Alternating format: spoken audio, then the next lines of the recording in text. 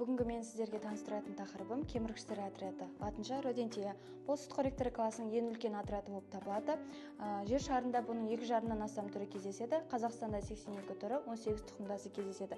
Яғни құрлықта шамамен 40%-ін құрайды. Яғни кеміргіштерге тышқандар, егеу құйрықтар, тиіндер, құндыздар, басқа да суырлар, орташа денелі жануарлар жатады.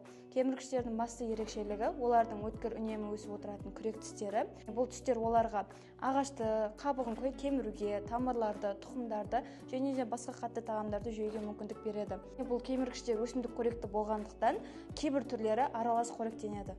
Мен сіздерге кеміргіштердің дене сыртқы құрылымын айта өтсем, яғни бұлардың дене сыртқы құрылымы әртүрлі болып келеді, мөлшеріне байланысты.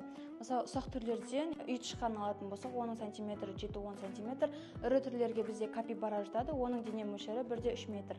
Дене пішіні көбінесе жұмыр әрі әртүрлі ықшамды болып келеді. Және аяқтарының ұзындығы тіршілердің ортасына байланысты әртүрлі. Кейбір кеміргіштерге секіруге икемделген артқы аяқтары дамыған, мысалы қос аяқтары деп айтсақ болады.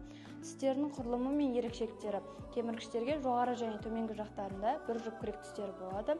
Бұл тістер олар өмір бойы өсіп отырады және қатты заттарды кеміруге бейімделген. Ит тістері мүлдем болмайды, ал азу тістері азық түріне байланысты әртүрлі пішінді болады. Тіс эмалі өте қатты, әсіресе алдыңғы жағында, ал артқы бөлігінде жұмсақтау. Бұл оларды кемірген сайын өткір болып тұруға мүмкіндік береді. Ғылыми зерттеулерде қолданылуы тышқандар мен егеуқұйрықтар биомедициналық зерттеулерде, дәрі-дәрмек сынақтарында кеңінен қолданылады. Табиғи тыңайтқыш көзі, яғни олардың қалдықтары топырақтың құнарлылығын арттырады. Осы кеміргіштер туралы айта өтсек, яғни кеміргіштердің қызыл кітапқа 10 түрі енген. Мысалы, солардың ішінде айта өтсек, үнді жайрасы, жалман, қос аяқ, ергежейлі қос аяқ, осы тағы басқа түрлері енген. Неліктен кеміргіштер тістермен ғана тамақ жейді деп ойлайсыздар? Осы сұрақ бойынша астына жазып өтсеңіздер.